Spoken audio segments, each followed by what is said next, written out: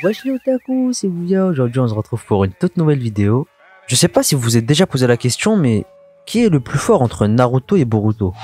Dans la série Boruto, Naruto Next Generation, le protagoniste principal a environ 12 ans et c'est un genin nouvellement diplômé du village de Konoha. Il a d'ailleurs approximativement le même âge que Naruto dans la première partie de sa propre histoire, durant le long saut temporel qui a précédé Naruto Shippuden. Les histoires respectives de Naruto et Boruto commencent au même moment de leur vie et racontent des événements clés similaires tels que les examens Chunin, l'apprentissage de nouvelles techniques clés et ainsi que l'invocation de bêtes pour la première fois.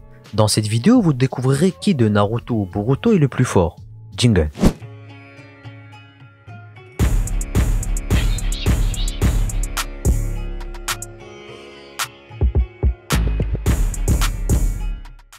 Commençons, si vous le voulez bien, par une comparaison entre Boruto et Naruto. Malgré les similitudes de leur histoire, Naruto et Boruto ont reçu une éducation très différente et sont des combattants très différents. Cependant, la fanbase débat pour savoir lequel des deux est le plus fort. Boruto est-il plus puissant que Naruto ne l'était au même âge? Voilà là une question qui mérite d'être posée. Comme les chronologies exactes de Naruto et de Boruto ne sont pas explicitement datées, nous nous baserons exclusivement sur la puissance de Naruto dans la première partie de l'anime. La force d'un ninja peut être jugée sur 4 facteurs principaux au sein de la franchise Naruto. Le taijutsu, qui est le combat au corps à corps, le ninjutsu, qui sont les techniques basées sur le chakra, le genjutsu, qui sont les différentes formes d'illusion, et l'intelligence tactique. Dans ces deux dernières catégories, Naruto et Boruto sont plus ou moins identiques. Aucun des deux n'utilise le genjutsu, et tous deux sont des protagonistes téméraires, impulsifs et émotionnels dans le moule shonen, enfreignant régulièrement le protocole des missions. Naruto a toujours été un solide utilisateur de taijutsu et ses compétences se sont améliorées au fur et à mesure du temps avec Kakashi, mais aussi grâce à sa rivalité avec Sasuke Uchiwa au sein de l'équipe 7. Alors que Boruto a bénéficié d'un entraînement de bien meilleure qualité. A contrario, Naruto n'a pas reçu de tutorat personnel pendant ses années académiques, car il n'avait ni famille ni amis pour l'aider. Alors que Boruto a commencé à s'entraîner dès son plus jeune âge, recevant un enseignement à la fois de son père, de Konohamaru et finalement de Sasuke. De plus, l'héritage maternel de Boruto fait qu'il a été formé par certains des meilleurs utilisateurs de taijutsu de Konoha, le clan Hyuga. Bien qu'il ne soit pas aussi compétent que Metal Lee, Boruto a eu la chance de recevoir un enseignement de la part des deux meilleurs ninjas du village de Konoha. C'est pourquoi j'aurais tendance à dire que Boruto est un meilleur utilisateur de taijutsu que ne l'a été Naruto dans son enfance. En termes de ninjutsu, le combat entre Naruto et Boruto est un combat beaucoup plus serré. L'abondance naturelle du chakra de Naruto lui permet de confectionner des centaines de clones à l'aide du multiclonage, alors que Boruto ne peut en gérer qu'une poignée à la fois. Cependant, Boruto a pu développer sa propre version du Rasengan beaucoup plus facilement que Naruto et à un stade un peu plus précoce de son développement, avant les examens Chunin par opposition à après.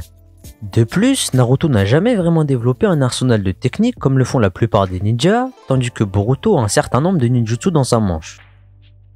Il faut également noter que les tours pour lesquels Naruto a dû travailler dur, comme la manipulation du chakra pour grimper aux arbres, a été un jeu d'enfant pour Boruto qui les exécute sans effort. La conclusion de ce duel est que le jeune Naruto pourrait être capable d'envahir Boruto avec la technique multiclonage lors d'un combat, mais son fils dispose sans aucun doute d'une gamme plus large de ninjutsu que son père au même âge. Certains fans pourraient faire valoir que la présence du renard à 9 queues dans le corps de Naruto lui donnerait l'avantage sur Boruto.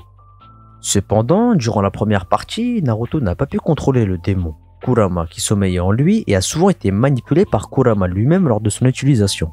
On est loin de Naruto de l'ère Shippuden qui exploitait le pouvoir de la bête et en était capable d'utiliser sa puissance. Si le pouvoir des 9 queues de Naruto est pris en considération ici, alors les capacités propres incontrôlables de Boruto doivent également être incluses, y compris le mystérieux pouvoir du Jugan de son œil droit et le Sojukama qui peut à la fois absorber les jutsu et les amplifier. Il est malheureusement difficile de se prononcer concernant le grand gagnant de cette bataille, l'étendue de la puissance cachée de Boruto étant encore un mystère à nos yeux.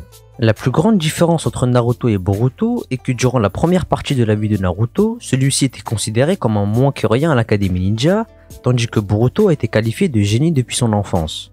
Toute la première partie de Naruto est centrée sur un protagoniste qui désire se dépasser continuellement, ayant pour but de devenir l'un des meilleurs ninjas de tous les temps. Et c'est cet objectif qui a fourni à Naruto sa plus grande force, sa détermination. Beaucoup plus gâté que son père, Boruto ne possède pas la même détermination que son père, et c'est pourquoi il est possible à notre sens que Naruto triomphe au même âge face à son fils, bien que Boruto soit un shinobi plus talentueux au même âge. En termes de capacité pure, Boruto semble être de loin un Genin supérieur. La vidéo touche à sa fin, n'hésitez pas à me donner votre avis dans l'espace des commentaires, j'y répondrai avec grand plaisir. On se retrouve pour de nouvelles aventures et sur ce, bon bah, c'était Bouya.